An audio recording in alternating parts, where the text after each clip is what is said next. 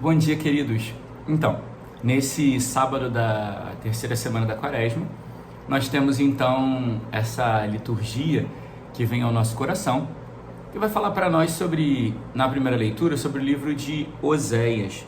E o livro de Oséias é um livro que fala sobre a volta, né?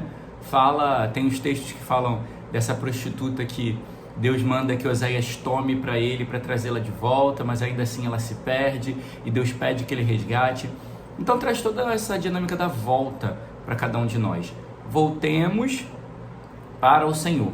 Esse é o convite de Deus e que é o convite mais próprio, mais particular que precisamos viver nesse tempo da Quaresma. Voltar para Deus. Mas como que a gente volta para Deus? Não é só um voltar com próprios passos ou caminhada, mas é um voltar com o coração para Deus. Porque existe uma diferença, né? Eu posso voltar para perto de alguém, estar perto de alguém, somente nesse tempo, como a gente entende, presencialmente. Eu posso estar do lado da pessoa, mas não estar com ela. Hoje nós temos experimentado muito disso. Ausências presenciais. Pessoas que estão dentro de casa, membros da mesma família, mas que não estão presentes um na vida do outro, que não estão participando da vida do outro. Ou seja, os jovens geralmente com o celular na mão, vendo as suas coisas e falando com pessoas de outro lugar, mas não falam com quem está ao seu lado, com os pais, com os irmãos, com as pessoas da família. As pessoas estão com o celular na mão vendo doramas, vendo novelas, vendo notícias, vendo memes, vendo reels, vendo tantas coisas. Então nós somos ausências presenciais hoje na vida da pessoa. Então não basta voltar para Deus só de corpo, não basta voltar para Deus só na caminhada. Eu voltei para a igreja porque eu estou indo à igreja todo domingo. Isso não faz sentido nenhum. O voltar para Deus precisa ser um voltar com o coração que se volta para Deus. O coração que vai ao encontro de Deus. O coração que se coloca diante de Deus para ser modelado, para ser transformado, para ser curado, para ser trabalhado. Por isso que o Senhor nos chama a voltar. Essa volta precisa ser uma volta de coração, onde o meu coração se volta para Deus, onde o meu coração vai ao encontro de Deus para se unir a Ele e ser forjado segundo o coração dele. A primeira leitura justamente vai dizer isso, porque Ele cura, salva e restaura para aqueles que estão na sua presença. Então, ou seja, aqueles que estão de coração voltados para Deus são curados, salvos e restaurados. Nós precisamos ser curados de tantas coisas, de dores, de apegos, de depressão, de tristezas, de ansiedades. Precisamos ser salvos de tantos pecados e precisamos ser restaurados em tantas mentalidades, atitudes, em tantas situações. Então, mas isso acontece quando meu coração está junto de Deus. E a primeira leitura também traz para nós que o Senhor, Ele quer amor e não sacrifícios. Por que Ele fala tanto isso tantas vezes na palavra de Deus? Porque o sacrifício que era entendido no Antigo Testamento que eles faziam, era sacrificar animais. Então era sacrifício de um outro. E sacrificar o outro servia para expiar o pecado, mas não curava o pecado. O pecado ele é curado com o sacrifício da minha própria vida, com a minha mortificação, com a minha luta, com o meu processo. Então, ou seja, o amor é o sacrifício de uma vida, é o sacrifício de si mesmo. Então, por isso ele diz que prefere o amor, que é sacrifício de si mesmo, e não os meros sacrifícios, que é sacrificar o outro, que é ser um peso na vida do outro, todo esse processo. Então, amor é sacrifício de si mesmo, e é isso que nós precisamos de ver.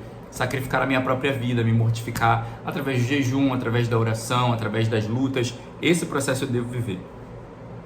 Também ele vai dizer, eu quis misericórdia e não sacrifício, porque é interessante quando nós olhamos para essa dinâmica do Salmo, porque, mais uma vez, o sacrifício é dos outros, né? Mas misericórdia é dar uma nova chance. Misericórdia é estar com o coração aberto. Misericórdia é entender que o outro é limitado e pode errar ou fazer algo que não agrade ou que não seja condizente. Então isso é misericórdia. É quando eu acolho o outro tá? E aí nessa questão de acolher o outro vem o Evangelho, porque o Evangelho vai dizer que ele vai contar essa parábola porque estavam desprezando os outros, ou seja, não estavam agindo com misericórdia. O desprezo é o oposto da misericórdia. Misericórdia, a palavra misericórdia é miser, que vem de miséria, e cordis, coração. Significa acolher a miséria do outro no coração. Compreender e assimilar a miséria do outro, a fraqueza do outro. Aceitar a miséria e a fraqueza do outro. Então, quando eu desprezo alguém, eu não estou aceitando nem acolhendo. Então, nosso Senhor está chamando a nossa atenção para isso. E aí, ele vai contar essa parábola do fariseu e do cobrador de impostos. É interessante que o fariseu, ele quer se promover. O fariseu é aquele modelo da pessoa que é cheia de si e se acha muito boa. Então, ele é muito bom. Então, ele vai dizer, ó, eu jejuo, eu faço. Tudo que ele fala é para se promover.